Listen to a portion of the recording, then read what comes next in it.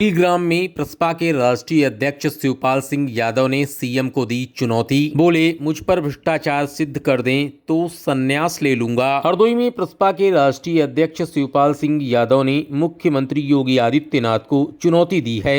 उन्होंने कहा कि अगर पिछली सरकार में नौकरी में कहीं पर भी भ्रष्टाचार के आरोप सिद्ध कर दें तो वह राजनीति से संन्यास ले लेंगे। इस दौरान बिलग्राम में उन्होंने पत्रकारों के कई सवालों के जवाब दिए हैं। आप भी सुनिए। मुख्यमंत्री ने एक बड़ा किया है रैली में कि नौकरियां जब पिछली सरकारों में थी तो चाचा भतीजे नौकरियों में भ्रष्टाचार वसूली करते थे। अब रोजगार की स्थिति क्या है बीजेपी सरकार में? वसूली करते थे। ये बयान था कल महाराजगंज की रैली में। वसूली करते थे। ये लिखा पता कर लेना एक कहीं पर वसूली हुई हो।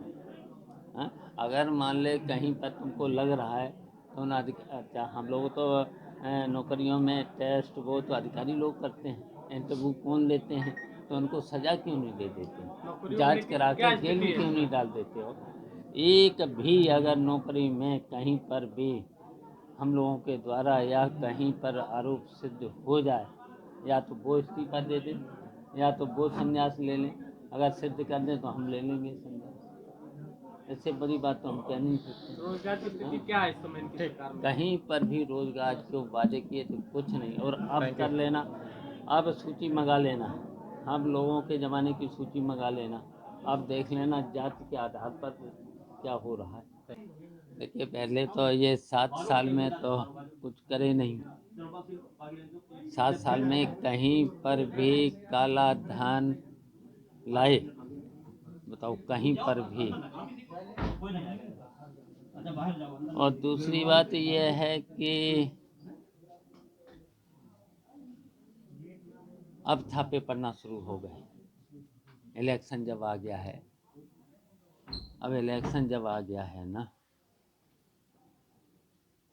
और खासकर कन्नौज के आसपास के ही जिलों में, अच्छा, कौन नहीं जानता है कि काला धन किन लोगों पर है। काला धन किस लोगों को, बड़े बड़े उद्योगपति पड़े हुए हैं।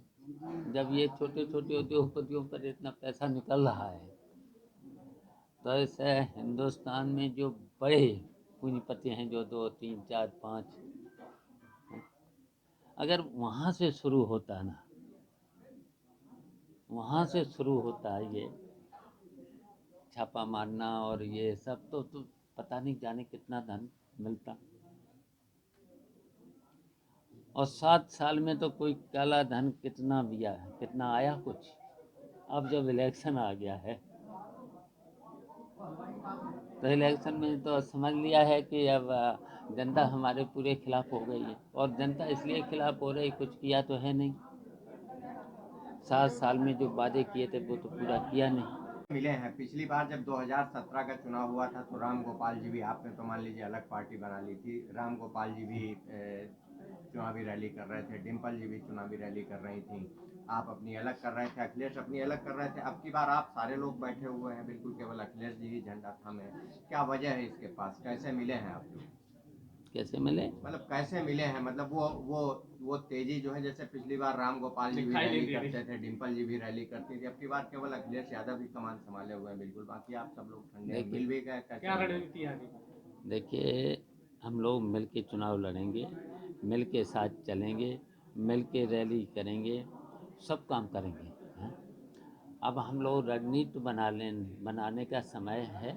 अब ये रणनीति आपको बता देंगे, आप बता दो भारतीय जनता पार्टी के लोगों को। हाँ?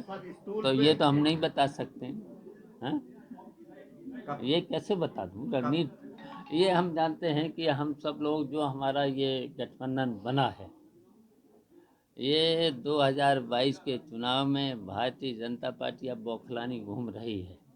क्या क्या अंट संट बरतते हैं।